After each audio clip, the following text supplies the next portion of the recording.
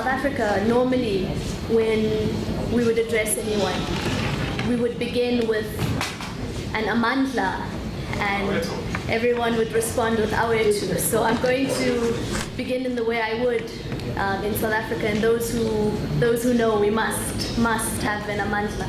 Amandla! Power to the people. It is a slogan and a phrase that has rung through the halls of history in South Africa, a symbol of the people's power. The very same amandla that was spoken by the likes of Nelson Mandela, Oliver Tambo, Walter Sisulu, Lillian Ngoyi, Rahima Musa, Solomon Mahlangu, Robert Sobukwe, and all the other struggle heroes we have read about, we have watched documentaries about, we have listened to. And we travel the same road that Stephen Bantu Biko, Robert Sobukwe, Lillian Ngoyi, Chris Hani, and all the other great giants of our past have walked. The road that we're on now is an old one. It is a place in our history books. And we know all too well that our history remains a nightmare that we are still trying to awaken from. My name is Fasiha Hassan. I am 22 years old, and I am among the very first generation that was born free. Just a few months shy of the very first democratic election in 1994, the very first time in my nation's history of one person, one vote. A struggle that hundreds of thousands of people died for. A struggle that allows me to sit here in front of you and tell you of many more struggles that we fight right now in Southern Africa. When I was so-called born free, I was born in South Africa at a time in which it is peeking its head through hundreds of years of colonialism and many, many more decades of a very cancerous apartheid. The African National Congress, the ANC, of which I remain a member of, is largely considered throughout the world as the party that brought liberation to South Africa. They were not the only group, the ANC. There were many, many others. But they remain one that was fundamentally involved in the liberation struggle and the mass democratic movement in South Africa. We now have one of the most progressive constitutions in the world. We have political rights, the right to vote, protest, freedom of expression, affiliation, freedom of movement. But the bitter truth is that you can't eat political rights. It doesn't mean that the economic reality on the ground has changed. My people are as poor, if not more poor, than they were prior to liberation. The economic reality, access to wealth and resources, access to healthcare, access to education, remain virtually closed. And that is where we have come in as young people in South Africa. It has come from the last 20 years where there was a view that post-1994, young people in South Africa were lost, that we had no vision of the future. But on the 14th of October 2015, myself and others woke up in the early hours of the morning and we changed that narrative. We woke up and we put our bodies on the line, actively on the line, to bring about awareness around the funding crisis of higher education, about the fact that we could never, ever afford the exorbitant fees that were faced upon us. It was around a fee increment at that particular time. We physically placed ourselves at the gates of the university. It's different to this one. In South Africa, most universities have perimeters, have gates for safety reasons, but very easy to shut down if you know how to do it.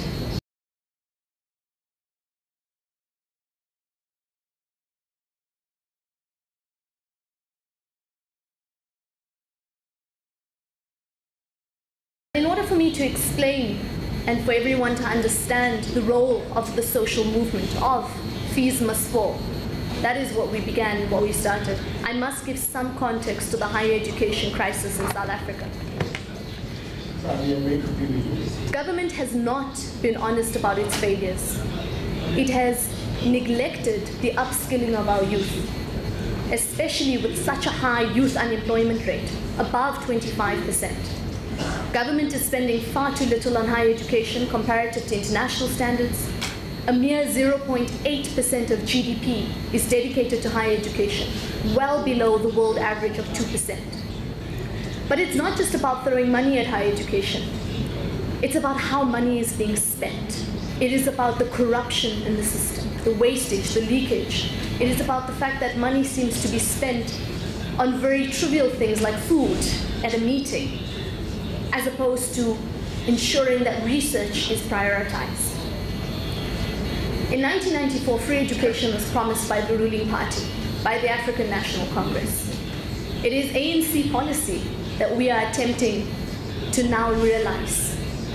So when the ANC and when the South African state says that we never promised the young people free education, I will bring up and I will cite the 2012 Mangaung Conference, the 2007 Polokwane Conference, in which the ANC itself spoke about the realization of free education in the name of opening up access.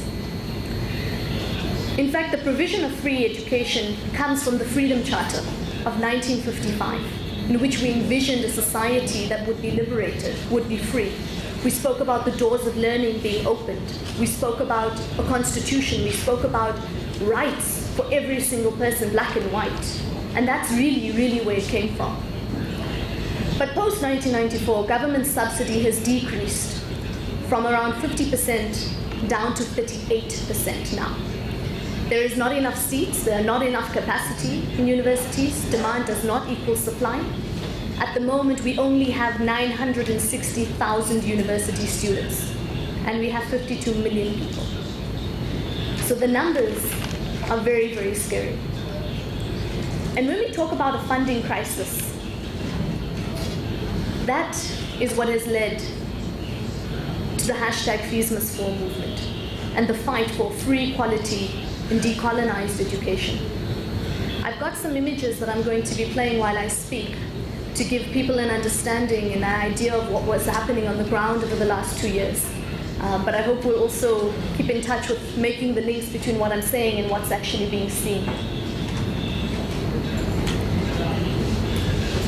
We wrote a piece of a statement that I think needs to be read and an understanding that needs to be given. That a black child could never be born free. The term born free to us does not make sense as young people. A black child will never see South Africa as a rainbow nation because at every turn of his or her life, the harsh reminders and the reality of what a black life is brought to the fore. Ours is to restore the dignity of a black child. From marching on the picket lines, to coming up with a model for funding free education, speaking to high school students to join the struggle, conscientizing prisoners whom we meet when we are thrown into jail, from asking our mothers and our fathers to dust off their struggle boots and join us in going to court and using the law to challenge this unjust status quo. The whole world has stopped to watch Fees Must Fall, to watch our path. From New York to Namibia to the UK, many have pledged support and solidarity. And ours is a very universal call, a simple fight in many ways, for a just struggle. But it is a long, long way to go. And the last few months have seen Wits and other universities turned into militarized zones, very much implementing apartheid-like tactics to violently repress protest action and to kill our movement. Our university has mirrored the state of emergency at Wits in the 1980s during the struggle for liberation. Police have fired tear gas and rubber bullets into residences. Private security and police demand students to present their cards as a dorm pass, as a daily exercise. Black students in particular are searched, harassed, and humiliated. Examination venues are filled with armed police and private security. And for the first time at Wits, perhaps since the end of apartheid, we have seen seating arrangements for exams listed according to race. Students are triggered as they enter the venue and are forced to write examinations under militarized and abusive conditions. The university has never been so polarized. between black and white, rich and poor, for and against free education, as it is now. And perhaps what has been more abusive is the hourly emails we've been met with by the university claiming business as usual.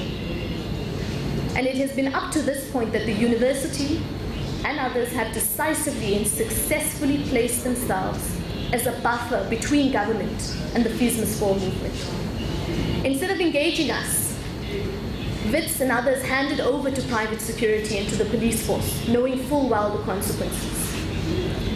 And while our students have been brutalized, they have been met with stun grenades, they have choked on tear gas, dodged rubber bullets, more than 830 students nationwide have once languished in prison.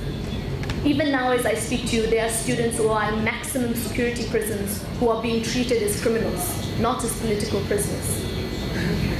And the university cannot rationally claim the moral high ground after everything that has happened in this fight for a just cause.